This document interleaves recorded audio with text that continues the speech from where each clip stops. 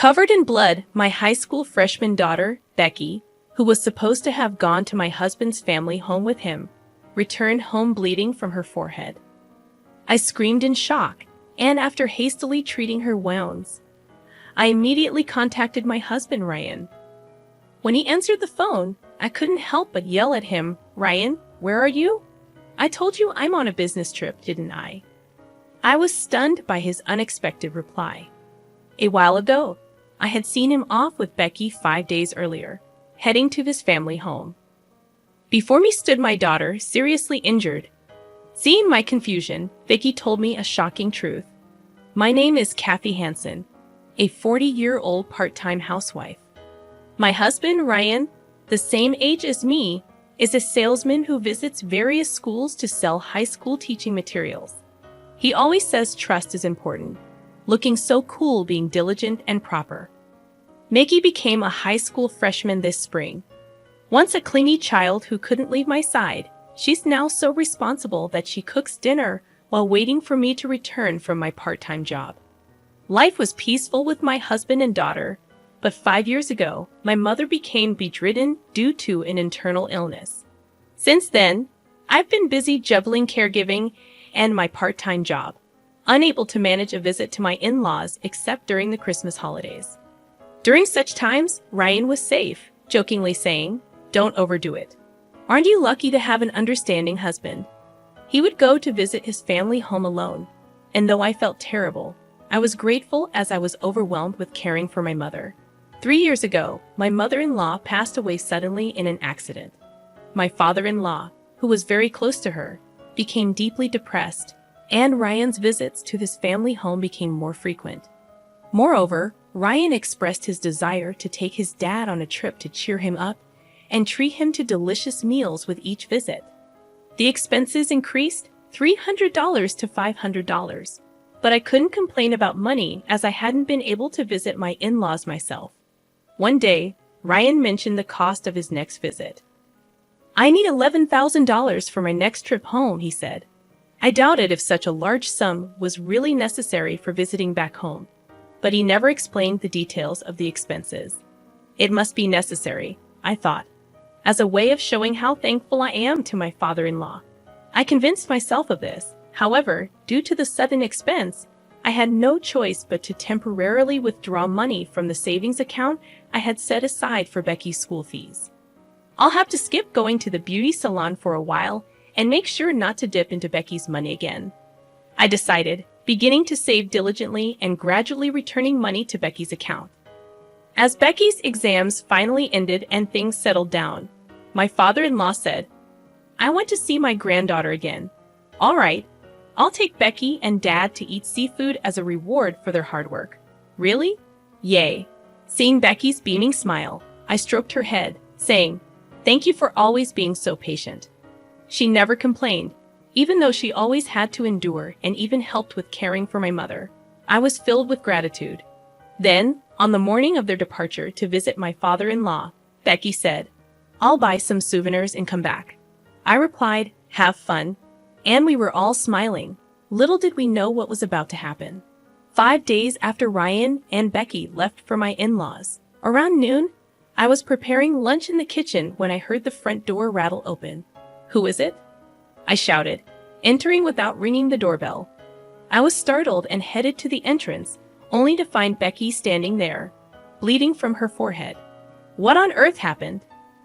I let out a scream, almost in a shriek, desperately looking around for Ryan, but he was nowhere to be seen.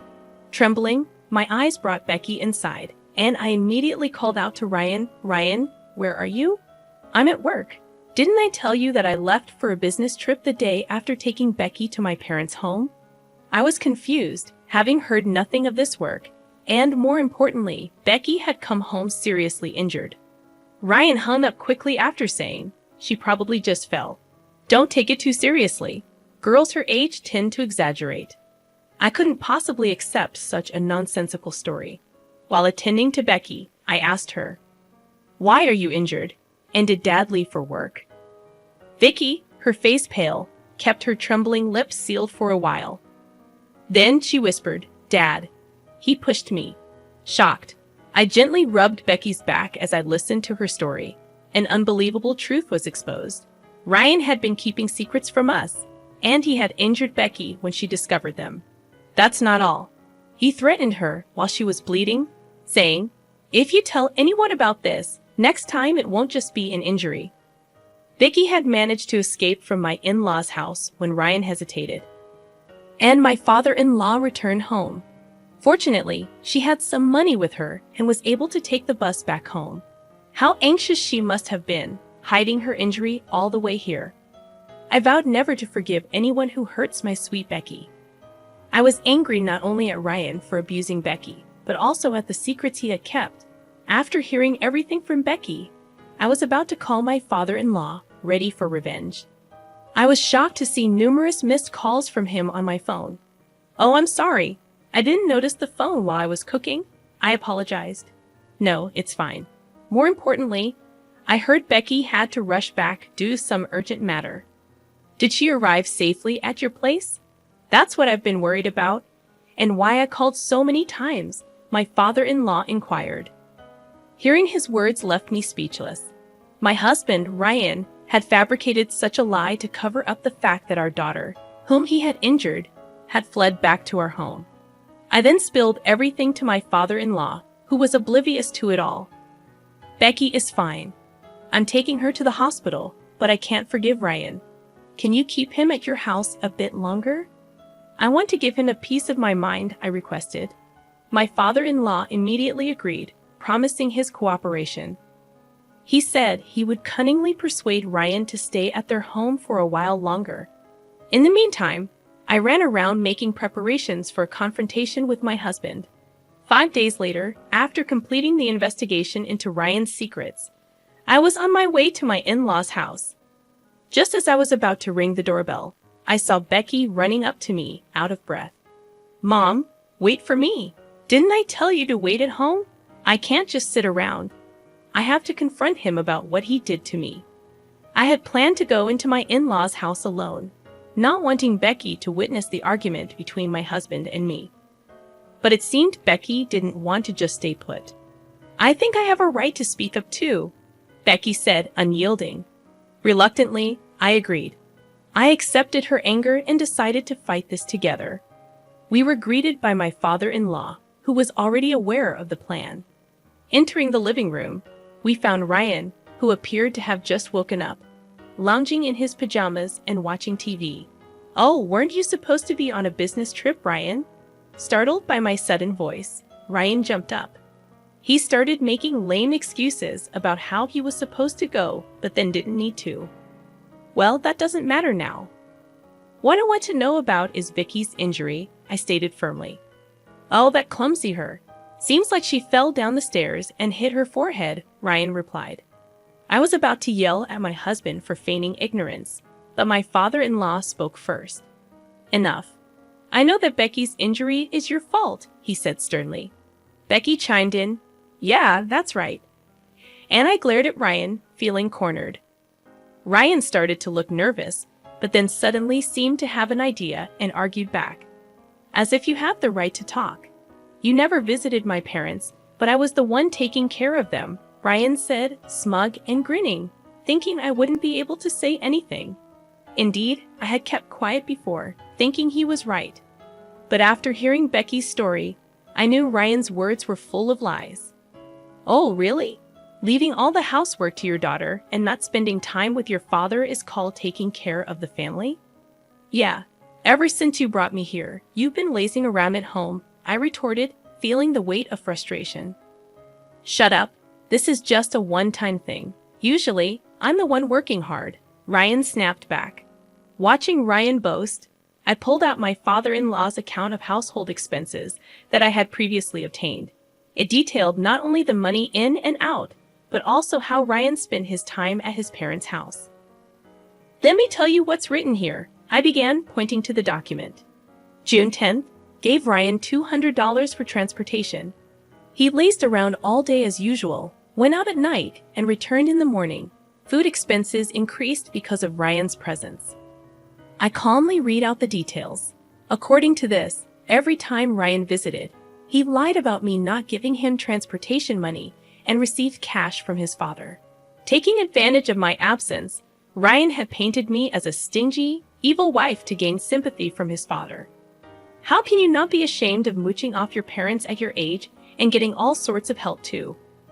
I questioned, feeling sorry for him initially, thinking he didn't have any money and tried to help out. All that was a lie too. Cornered by our accusations, Ryan fell silent at a loss for words.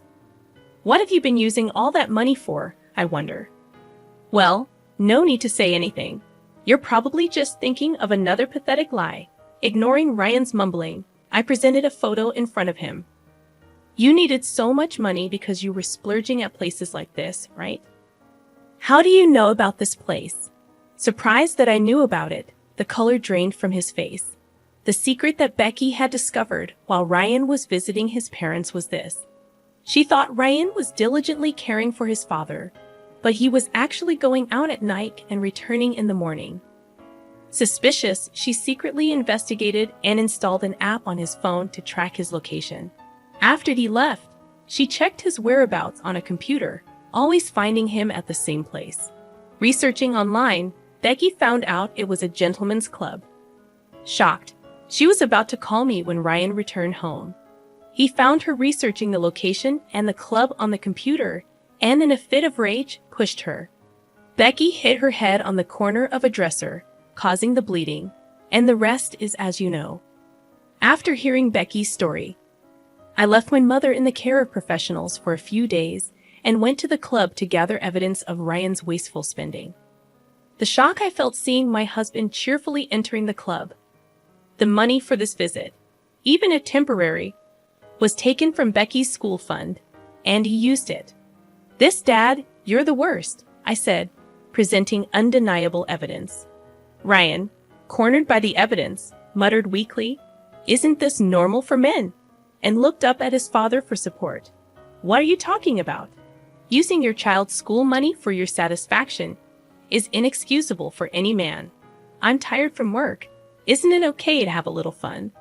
Vicky sighed in exasperation at Ryan's stubbornness. Mom, do you know what kind of place that is? Huh? Oh no, I just took the photo and left immediately. I thought so. Here, take this, Vicky said, laying out several printed pages of the club's website on the table. Looking over them with my father-in-law, we saw that the outfits worn by the girls at the club were school uniforms. They all seemed to be adults, but it was a gentleman's club where they cosplayed in revealing school uniforms. Seeing this, I thought to myself, exposing my daughter of this age to such a world. I was filled with anger, but Becky seemed unfazed. So, Dad, you like this kind of stuff, huh? Gross, she commented, handing the papers to Ryan with a shudder, as if the idea was repulsive. Well, you don't have to say it like that, you know. If your clients at the schools found out about your love for girls with uniforms, it could be a big problem, right? I doubt your company, which sells educational materials to schools, would want to keep an employee with such hobbies, I said with an icy stare. Ryan turned pale. I quickly grabbed Ryan's schedule book, which was left in his business bag, and found it easily. Looking at this now, I know all the schools you've been visiting. Maybe I should inform your clients about your wonderful hobby. Please spare me that. I'm sorry. I went too far. I'll change my ways from now on. Realizing he couldn't escape, Ryan started trembling and knelt down. He apologized profusely, but years of frequenting those clubs, wasting money, not to mention injuring our daughter, were not forgivable. Who would believe a liar like you? I thought. Dad, I've consulted with a lawyer, and I'm ready to proceed with a divorce. I'll make sure you pay back all the money you squandered on your indulgences, plus compensation. This is the end for us. Ryan tried to cling to Becky, but she dodged him, saying, "You, gross." Eventually, he broke down crying, and we glared at him coldly. Soon after the divorce was finalized, and I demanded from Ryan the $115,000 he had squandered and $30,000 in compensation. Word of his club visits leaked to his company. Ryan was fired, and even his father cut ties with him. Now, he lives alone in a rundown house, barely making ends meet with day-to-day jobs. Unable to afford the compensation payments, he ended up borrowing money from shady lenders and now lives in fear of debt collectors. Meanwhile, I have found more time to myself after the divorce. With Becky's help, my mother's health improved significantly, and she no longer needs care. Now, the three of us women are enjoying a happy and harmonious life.